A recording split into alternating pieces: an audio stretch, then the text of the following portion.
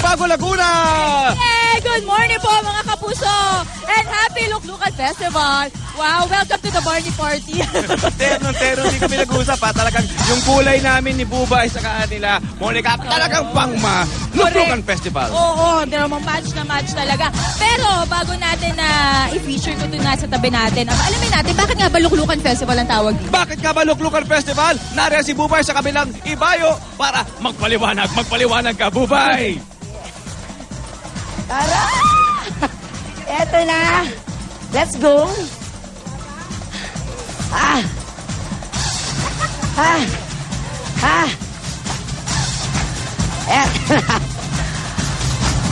bigat! Nakakaloka! Eto na nga, Tony Pet and Mon! Masasagot ng iyong katanungan dahil kasalukuyan natin bibuhos ngayon ang isa sa mga tampok sa Luklukan Festival kung saan taon-taon nga ay ginagawa ito bilang pagkilala sa kanilang patron na si Stage Theater. At itong mga ito ay gawa sa mga lata, sa egg tray at sa mga iba't iba pang mga materyales. At kasama natin ngayon bumibida ang mga singer. Ayan, ang mga singer citizen ng Barangay Balibago. At naniniwala silang ginagawa nga ito para sa kanilang kasaganaan. Okay. At nakakaloka, iikutin natin ang buong Balibago para maiparada ang mga ito na sumisimbolo sa, of course, ang pagkakaupo ng santo. Okay, kayo rin pa ba yan, Mami? Okay pa ba kayo? Nako, bukod dyan, meron pang ibibida si Tony Pet and Monica. Sa taas ang upuan, parang wala. Ay! Nilukluk nyo dapat parang Reyna naman. Oo, parang nilukluk mo na sa pedestal, di ba? Correct, Bilang si Bubay ay nagiging fast becoming ang Reyna ng festival ng unang hirit. Malapit na. Pero ito, Kuya Pet, balita ko, meron silang specialty dito na pagkain na tinatawag din na Balibago. Oo, ginataang Balibago. Alam nyo nga ba, mabanggit ko lang kung ano yung Balibago. Kasi daw dito, yung mga tulay dito, lagi nababali. At ginagawa nila lagi, kaya laging bago. Kaya Balibago. Ayun. At ang inspirasyon, syempre, ng ating dish ay ang bayan ng Balibago. Ginataang Balibago. So, para siyang ginataang munggo. Pero, ito, tinitignan ni Arnar, siya ang quality control, taga-quality control.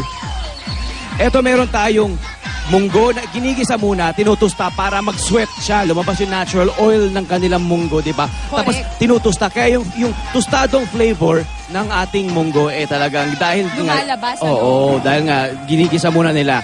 Ilang minuto yung gigisahin, syempre, ihanda nila ang ating mga ingredients. Basic lamang na gata. At syempre, yung malagkit na bigas. Ang at, sarap niya. Oo, asukal at yung naka-standby na ginataang yung ating tostadong munggo. Tama. Actually, itong yung iba kilala to na ginataang munggo, diba? Pero sa kanila, Balibago yung tawag nila. Tapos ito, yung ibang ingredients, yan, tulad ng sinabi mo, nilalagay na yung bunggo, yan, si tatay nilalagay na. Tapos yung asukal, depende sa panlasa yan. Oo. Kung gusto mo mas matamis, syempre mas maraming asukal. Tapos alam nyo ba, ito yung nagbibigay ng ng tamis ng bawat festival. Katulad dito sa Balibago Festival, di ba?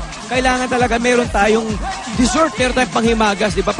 Malagkit lamang yan. Ginataan, simpleng ginataan, pero rock. Tama. Tayo mga gano'ng katagal ba to bago maluto? 30 minutes. Kalahating oras. Ang galing ko tumansya. Natansya ko. Kalahating oras daw. Mami Cynthia, kumusta ka na? Smile ka naman. Ito, mabuti. Ayun. Smile naman. Ito ba ang specialty mo, Mami? Opo. Ito ba kanino mo ito niluluto? Sa iyong asawa ba? Siyempre naman po. O, imbitahin mo naman sila sa Balibago Festival. Punta na kayo dito. Sabi mo na. Imbitahin mo sila sa kanilang Luklukan Festival. Inaanyayahan ko po kayo sa Luklukan Festival sa pagluluto namin ng ginatang Balibago. Ayun! O, Nay, Yun pagkatapos mo magluto niya, pati ikaw na rin, Tatay Rick. Ito, abangan ninyo dahil, alam mo ba, Kuya Pet, luklukan kasi alam natin, di ba? Ibig sabihin din yan, upuan. So, eto, mamaya meron tayong ipapakitang isang chair aerobics, akalain mo. Oo. At yan, dinedemo na, of course, ang ating nag-iisang dance diva, Regine Tolentino. At si Bubay. Zin Andun. Regine, ang Zumba Queen ng Pilipinas kasama ang Reyna ng Undas. Festival na ito pala. Matagal pa yung undas. Oh, sige, kaya nyo yan. Push pa mga mare. Abangan niyo yan, live na live mula sa Balibago Festival. Ito ang Luklukan Festival. Back to studio.